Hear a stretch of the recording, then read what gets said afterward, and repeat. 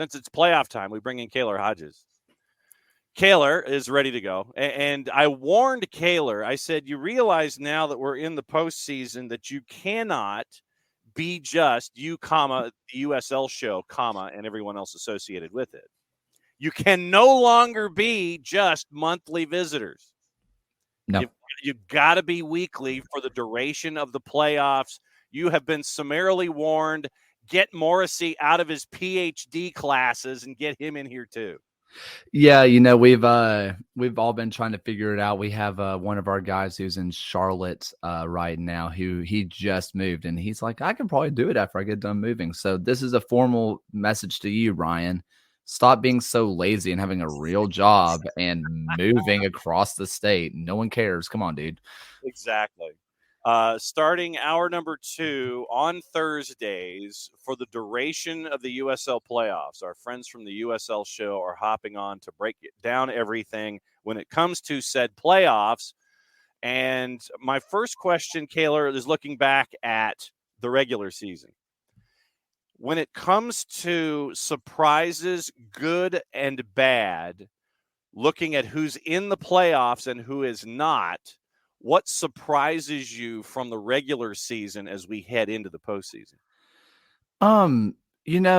Massive surprise to me, which isn't fair at all, is, honestly, just how good Pittsburgh was. It's one of those things that Bob Lillian trust, and we really should just trust Lily Ball at this point. But no one expected this. Everybody who did their previews this year said they don't have a goal scorer. They lost all their goal scorers in Alex Dixon, Russell Cicerone. Their back line is not what it once was. It felt like they got good guys, but who was going to back them up? We didn't know where it was going to come from. And even Dikwa, if you talk to people from St. Louis and other places, they made stops along the way, none of them thought this was him. Nobody thought he had this in his locker. And really, it was just one of those things that nobody had faith in them. And, in Lily Ball you trust, you have to now. And well, but the thing is, he's going to yell at you if you don't. This is true. This is very true. We talked to Brandon Miller a while back, and he was talking about how he got told that he won, I think it was goalkeeper of the year in the USL in 2015, I do believe. And within, he was like, hey, congrats on that. By the way, you have 2 days to clear out your locker.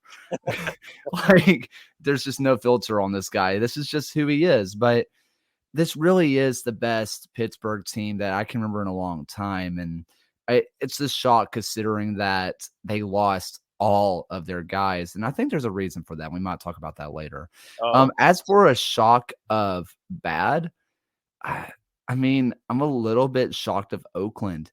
Paul Blanchett had a career year, and they do this every year where they kind of sneak into the playoffs and then they just beat somebody. That's kind of their thing. And I thought this year was shaping up to be a good year, and then they lose their best players and they trade them away. And Paul Blanchett, who was a shooting dummy all year long, eventually started to have a little bit of holes in your game because you cannot do that for 34 games. And they missed the playoffs. And I was shocked because there was a while where I thought they were real deal title contenders. And then they completely and totally just went. Literally, it's like Wile E. Coyote missing the Roadrunner at the edge of the cliff, and you just kind of look over the edge and you just see the roots sadly just kind of work their way down, and you see the puff of smoke at the bottom. Yeah. When you mentioned, well, since you're talking Pittsburgh, let's go ahead and keep talking Pittsburgh. Dikwa got your golden boot. Bob Lilly still continues to yell and scream and get results. Yeah, well, but you're saying that there's some other stuff at play here about how folks are either responding to or not responding to Bob Lilly. What's going on? Dikwa, he is as number 9 can get. Yeah. Think about MLS, think about Europe, think about USL, think about UPSL, NPSL, any of the whatever you want acronyms that we have in the United States. Mm-hmm. How many goal scorers, how many people can you think of with 20 plus goals with 0 assists? Wow. And honestly, I think it comes with a ruthlessness. And I think that they were kind of missing that last year. Yeah. Russell Cicerone is equal distributor as he is scorer. Same with Alex Dixon. Yep. And this is the first time that Bob Lilly has had a true replacement for a guy like Niko Brett, Mm-hmm. who Niko Brett was bona fide goal scorer, does not assist very much, just ruthless in front of net. In a weird way, I don't want to say that Bob Lilly Ball, I don't want to mean Lilly Ball got pretty, but I feel like they got people up front who were looking for two options to pass or score. Meanwhile, Deke was like, I'm getting my foot through the ball and it's going into the back of the net. Yeah. Who cares if there's a pass beside me? I'm shooting. And I think that kind of ruthlessness, along with the ruthlessness of their backline, complements each other really well. And I think that's what's elevated this team from being pretty good to honestly one of the best teams I've seen in a long time. So is it safe to say that they are your favorite period, not just Eastern Conference, but favorite? They've only lost one game at home all season long. And they played teams like Sacramento at home where they drew. They played other teams like San Antonio where they played well. Pretty much everybody in the East has gone defeated at Highmark Stadium. You don't want to go there. That said, I think their toughest test is their round one. I think Detroit City is their toughest test because I don't think there's anybody else in the league that can make this a 0-0 all the way through 120 and it gets to PKs. I think this one has the chance to be the most boring game you've ever seen. But also it really puts Bob Lilly to the test because Nate Steinwasser is still a dog. I mean, you still have Zach Carroll, you still have Amu Mensah, you still have Michael Bryant, who they will stand on their head and they love it. They love doing the dirty work. There's nothing they enjoy more. And let's say Detroit City gets one. They get one goal from somewhere. Who knows? Magic can happen. I don't see more than 2 goals going against this Detroit City team in a way. So this one has the best chance of going 0-0, 1-1 into PKs. And from there, you kind of have, I mean, Waite is great, but I mean, Nate Steinwasser is kind of a different cat. And I think that's kind of what you're looking at. Yeah. I mean, that to me is very, very interesting. You go on decision day and you mentioned mucking it up, and that's what Detroit City did. I mean, the game against Pittsburgh didn't necessarily mean a whole hell of a lot, but you got to see at Keyworth, they just kind of mucked it up to where they wouldn't lose the game. Yep. And they got the point they needed. The Miami FC had to go to Sacramento, get a result they didn't. And so because of the way the tiebreakers work and it's head-to-head, Detroit City goes in over the Miami FC and becomes your 8 seed to play Pittsburgh in round number 1. Your 2-7, Tampa Bay, and a group that you kind of get to see a whole lot of on a day-to-day basis. Birmingham. Is this one Tampa Bay's and Birmingham is chasing right now, you think? Birmingham versus Tampa Bay is the only matchup in all of the round 1 playoffs that one team swept the series. Mm-hmm. No other sweeps happened in all of the playoffs between League One and the championship. And Birmingham took it. Birmingham took the sweep. And I think, really get into the nitty gritty. I talked to a couple of guys this last couple of weeks of that, or the last couple of days, talking about this. Legion have found a system in the 4-1-4-1 that works best for them. Yeah. I think this is the system that Legion should have been playing all year, but I also think it's the one system that Tampa Bay can exploit perfectly. And when Legion beat Tampa Bay both times, they're playing a 4-2-3-1 with Matthew Corcoran who is a U17 capped player now and is going to be sold for a lot of money. And they had Anderson Asiadu, who, while on the roster, is no longer with the club.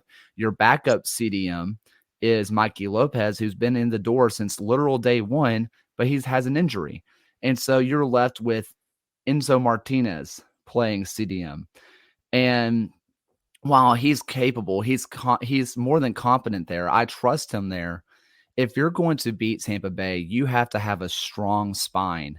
And I think a part of that is having two holding midfielders, and that's a part of shutting them down because Cal Jennings, Dennis, JJ Williams, Leo Fernandez, if he gets some playing time, Lewis Hilton, that center of the field is so strong that if you don't concede the wings and if you only focus on the center and you say you can beat us out wide, we will not give you the center, that's the way to beat them. But if you're in a 4-1-4-1 and you only have that one CDM back there, good luck. There's just so much firepower. I think that Tampa Bay takes it. What about Indy and Charleston? I mean, Charleston for me sometimes ends up like the Forrest Gump box of chocolates. Yep. And you're trying to figure out which version of Ben Pierman's group you're going to get. They finished up with the 3, and they kind of stumbled at the end, losing 2 of their last 3. Indy for me can be sneaky, and I think that they've kind of flown below the radar in the Eastern Conference. I don't know why that is, but it just seems like they just kind of done their thing. They're a 500 club. They won 2 of their last 3, unbeaten in their last 3, and they were unbeaten in 4 of their last 5. I think Indy can cause problems for Charleston here in round 1. I think when you look at the table, it doesn't really show Indy that well because it is hard to fathom just how bad Indy was to start the season. They were. And then they caught fire, right? Meanwhile, you talk about this Charleston team and just how they were just kind of floating. And frankly, their defense at times was pretty rough. But with the addition of Mark Segbers, who is playing on the left and not the right side that we're used to, Dodson still, playing on the right side. I think defensively it's a little bit more sound than it was. I think a big deal here is I think all 3 of those games, the 2 of the last 3 defeats, Fidel Barajas was with Mexico. Yeah.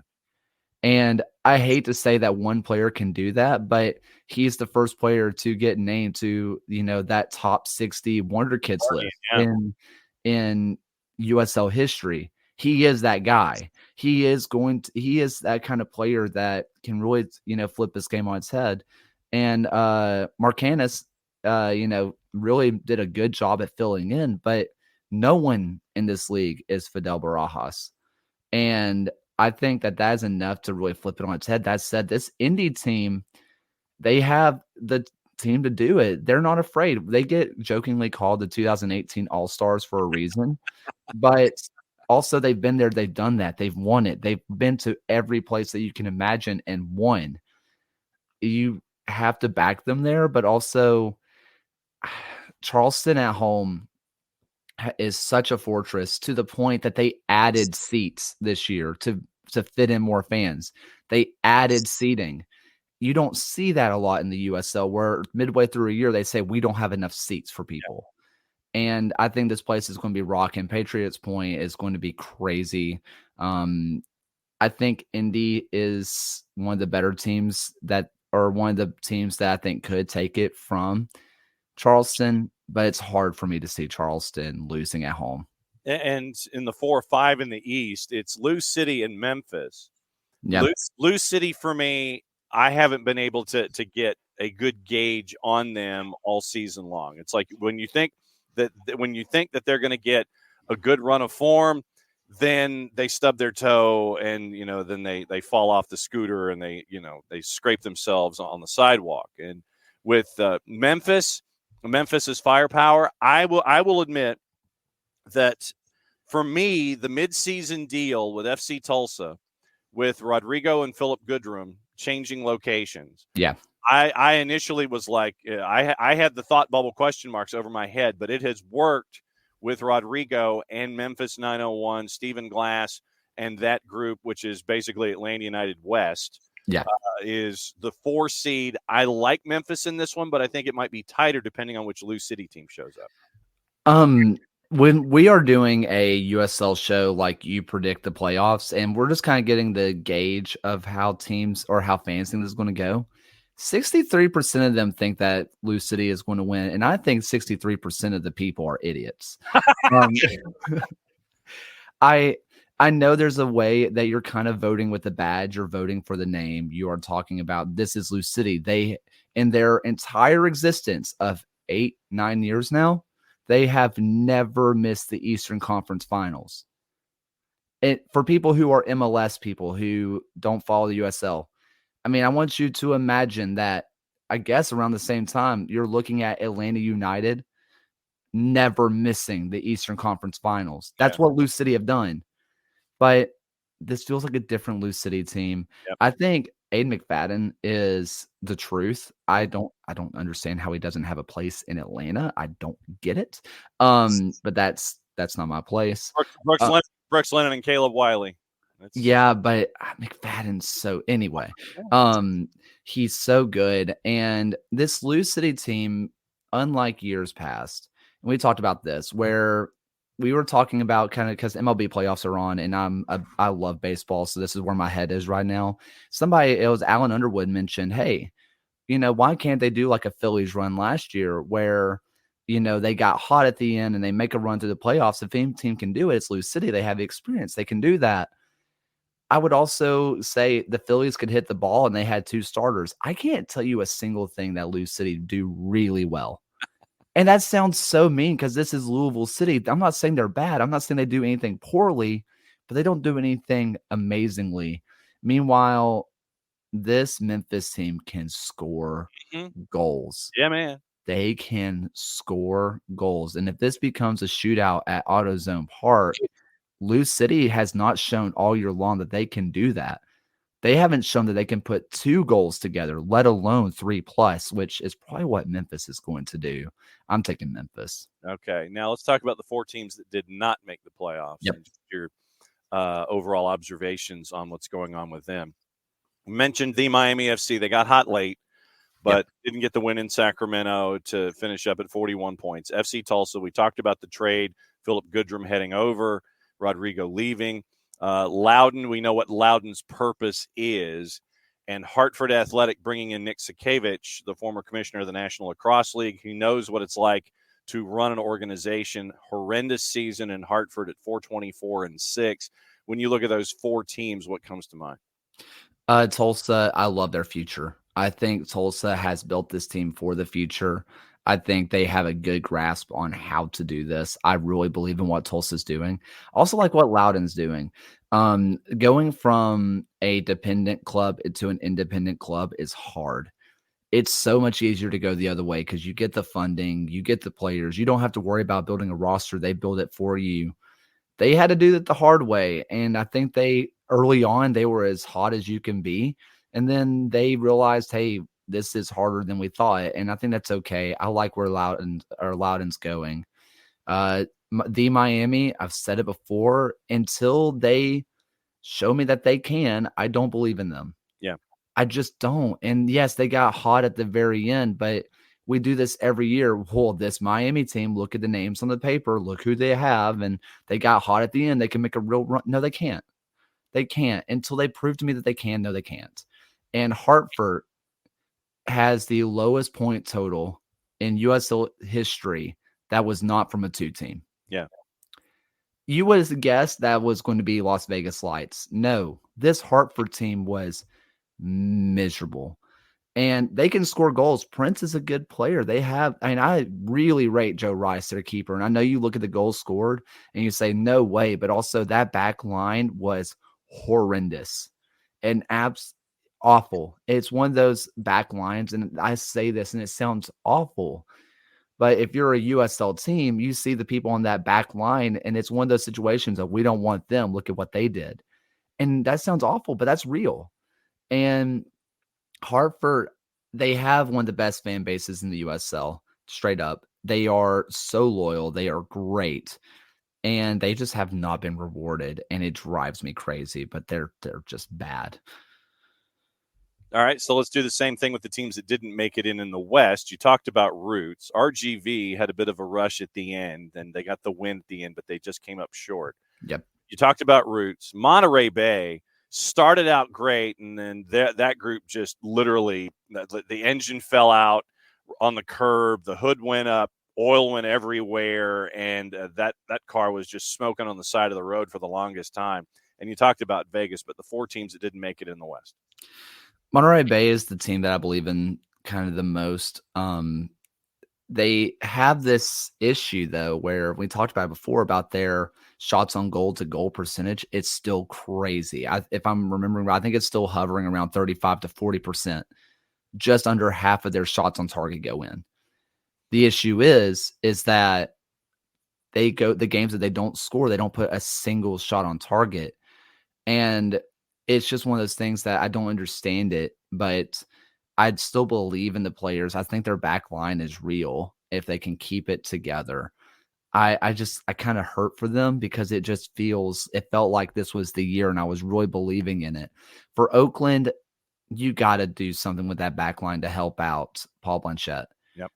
You lose Neville to international, and this was a back line that was already fighting for its life that just got its life support pulled.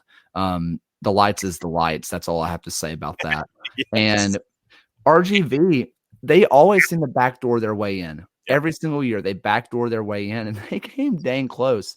If they hold off Sacramento, they're in. They were up 3-1, I think, and then they managed, or 2-1, 2-0, and then they fall apart, and that's kind of been RGV's season. I question the I guess I don't know how to say this nice. I question the ownership there. Yeah. Because it feels like every year. And they also a team that went from dependent to independent, going from Dynamo to being their own thing. Right. But it's been long enough. They should figure it out. I kind of question the commitment there. And if this next year they don't put together a more competitive team, I don't know how much more you're going to be seeing RGV in the championship anyway. Okay. Well, that's what League One is for in the situations like that. And they need a presence in the Midwest without question. The 8 that did make it, New Mexico United won 3 on the spin to get in. And they are the 8, but it's crazy. It's like there's 2 groups basically when it comes to your point totals, and Sacramento. Yes. And I want to plug what Morrissey wrote, and it wasn't a depressing song. It was a song about his MVP, and it's someone tight to Atlanta United folks, and who would they remember with Atlanta United too, and Jack Gurr. I'll ask you about your MVP candidate in Morrissey's column at the end. Is it Sacramento and everybody else for you, or can a team like San Antonio, who knows what it means to get through a postseason, knows what it means to win a championship, knows what it takes, can they be a team to work their way through? You talk about Sacramento, and they're so good. And there's one thing we always talk about on the USL show. Sacramento does not lose at home. They don't. In the last 2 years, they have lost 3 times at home. In the last 2 calendar years, they have lost 3 times. They don't lose at home. They are truly the indomitable at home. Meanwhile, New Mexico, they did not backdoor their way in. They look dang good. And they have this press that is crazy. Zico Bailey has moved from a wingback position into playing more central midfield, and he is just hyper press. And their wingers are dropping in deep and defending like their lives depend on it. They are, once they get a lead, they really back in. And Sacramento had the scoring talent to do it. Aforementioned earlier, Russell Cicerone, very good at soccer. This is the first time in, I think, 5 years that Sacramento have had a double-digit goal scorer. And you think of them as being a good team, but they've always been good by committee. They have a guy now, and I think that's scary. I think this is another one of those matchups that if Sacramento's going to lose, I think it's going to be to New Mexico. I think it's going to be this 1 versus 8. New Mexico is hot. Their press is incredible. And if they can get that goal, their defense has looked solid lately. And I think that this is one where Sacramento needs to be careful. You're talking about San Antonio. I don't know how I feel about them. Yeah. They have a similar team as last year, but the self-proclaimed mentality monsters, which we got a funny quote a few months ago that I think about a lot, is self-proclaiming mentality monsters is like nicknaming yourself T-Bone. It's kind of the same thing. The mentality is gone. Where is it? And you look at Jordan Farr on the bench, and Marsman comes in, takes the spot from him. And frankly, this back line has been so disorganized since. They have looked awful relative to San Antonio standards. Farr keeps that back line more in check. So do you put Farr in to have more defensive capability? Well, he hasn't played in 5 games. Do you put someone cold in? I don't know. And this Colorado Springs team is a real dark horse to win it all because it depends on which one you get. They more than anybody else. I have no idea which Colorado Springs team is showing up, which one made it to the airport. You have no clue. But if it's the one that has been good recently, good luck to anybody playing them. They're so good offensively. And I just don't know if I trust this San Antonio back line, which I cannot believe I'm saying that. Your 2-7 is Orange County, who's got another 10 years in Irvine going up against El Paso.